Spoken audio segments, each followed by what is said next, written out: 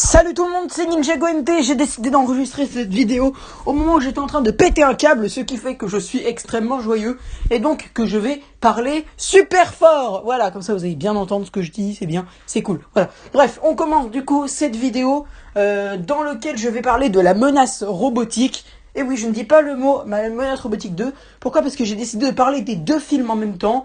Parce qu'en fait, au début, je me disais, ça sert à rien de faire une critique sur LMR1 en sachant que le deuxième va sortir dans quelques heures. Je me disais, ça sert un peu à rien. Donc j'ai décidé de combiner les deux films pour ne faire qu'une seule critique. Alors, on va commencer par LMR1. Alors, LMR1, je trouve que c'est un bon film. Il dure 17 minutes, donc moi j'aime bien les films longs, parce que ça montre au moins que le youtubeur créateur a passé beaucoup de temps à faire son œuvre. Donc ça a duré 17 minutes, donc bravo à LGDN. Par contre, moi ce que j'ai pas du tout aimé dedans, déjà l'histoire elle est parfaite, ça c'est bien, c'est franchement bien. À part bon le nom Oniman, je trouve ça un peu bizarre, mais ça va, passons, c'est pas non plus horrible. Mais moi ce que je trouve vraiment dommage c'est les acteurs. Le travail d'acteur, il est vraiment pas bien du tout déjà. Il y a des moments où les personnages ils se parlent, presque l'un sur les autres, c'est au moment je vais te libérer, ok d'accord tu me libères, salut ça va. C'est un peu les paroles se succèdent et ça ne change même pas de voix.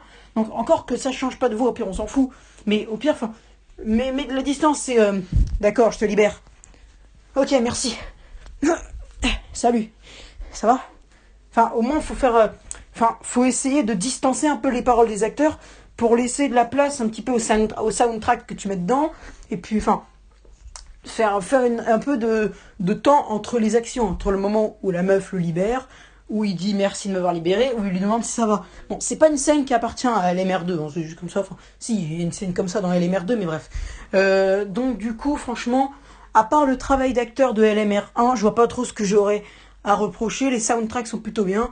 J'en ai reconnu, apparemment, j'ai vu dans les commentaires qu'il y en avait certains de Stranger Things. Donc, c'est bien d'avoir. C'est bien aussi de prendre d'autres musiques de d'autres séries et pas forcément faire que Ninjago. Après, bon, la mort de Zane et Wu, j'ai pas trop compris parce que franchement, Zane, bon, en fait, j'ai cru que Zane est mort, puis finalement, j'ai l'impression qu'il revit. Il est transporté dans un camion, puis il remeurt, j'ai pas trop compris. Et Wu, bon, ça va, oui, Wu, j'ai compris, il est mort, voilà, tout simplement. Par contre, j'aurais bien aimé que dans LMR2, il y en ait au moins un des deux qui ressuscite. Ou alors qu'on se rende compte qu'il est pas mort, au moins un des deux. Peut-être pas les deux, parce que ça ferait un peu trop. Ça fait un peu trop, oh là là, j'ai pas envie qu'il meure, là. Mais au moins un des deux pour que. Au moins, vous êtes peut-être Zane par exemple, ou au moins Wu, je sais pas. Encore Wu, bon, c'est sûr qu'il commence à être vieux, donc peut-être que. Voilà, mais Zane au moins, au moins un des deux, j'aurais bien aimé qu'il survive au moins.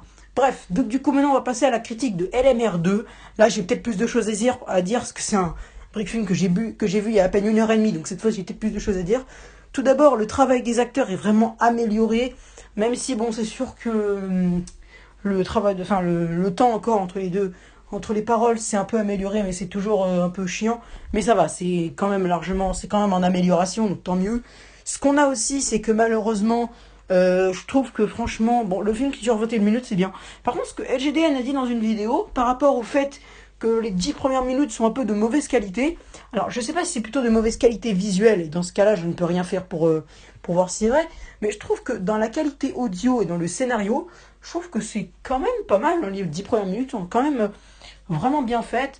Moi, je trouve que c'est cool d'avoir fait une parenthèse, en revenant un peu à la fin du LMR1 pour donner une scène de LMR2.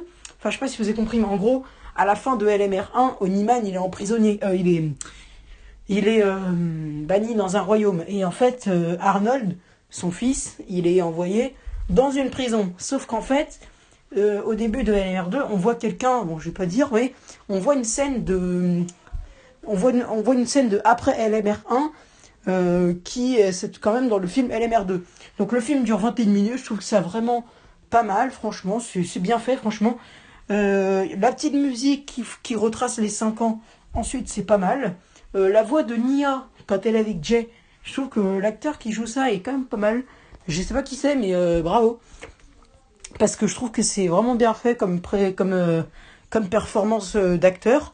Les bruitages sont quand même bien faits. J'ai bien aimé le moment où je sais pas comment il a fait pour trouver ça, mais il a réussi à retrouver le bruitage que les scénaristes que les bruiteurs de Ninjago ont trouvé pour le Spinjitzu, et il a réussi à le caser, donc bravo, bravo, parce que ça fait longtemps qu'il y en a qui donnent des bruitages de tourbillon, tout ça.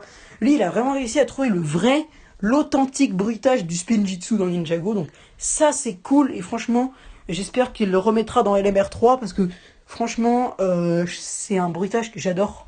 J'ai bien aimé aussi le moment où il y a une petite bataille là, les gens ils se déplacent, ils donnent des coups de poing, je trouve que c'est bien simulé.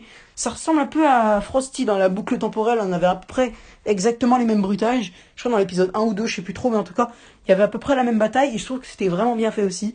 Donc le montage est vraiment bien, le travail d'acteur est en amélioration, c'est pas du 10 sur 10 mais c'est en amélioration, donc tant mieux.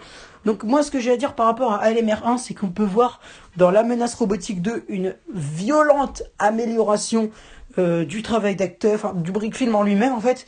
C'est pas parfait, mais LMR2 est pour moi meilleur que LMR1.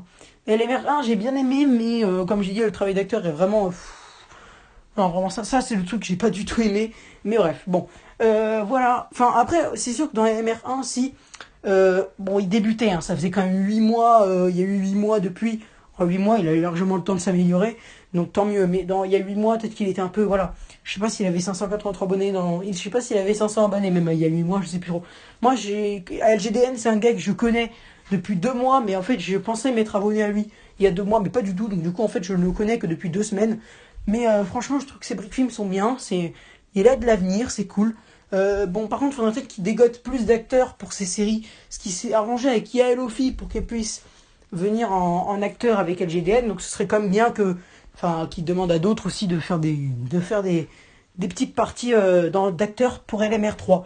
Bref, voilà, c'est la fin de cette critique. Si vous êtes d'accord avec moi ou si vous avez quelque chose à rajouter, commentez s'il vous plaît. N'hésitez pas à partager évidemment la vidéo aussi pour qu'on puisse être plus nombreux à voir mon avis et aussi à voir LMR2 bien entendu. N'hésitez pas à lâcher un like si cette vidéo vous a plu et à vous abonner en activant la cloche des notifications. On essaie d'atteindre un petit peu les 110 abonnés avant la sortie de Tortue Ninja.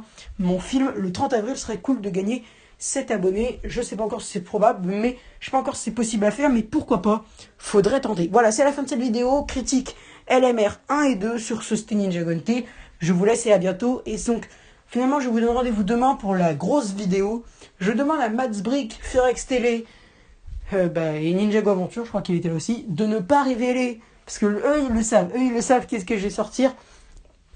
Mais s'ils regardent cette vidéo, je vous demande de ne pas révéler dans les commentaires qu'est-ce que c'est. De toute façon, ça sortira demain, je pense, vers 16h, 15h, 16h. Bref, voilà. Bon, c'est la fin de cette vidéo, je vous laisse et à bientôt pour une nouvelle vidéo.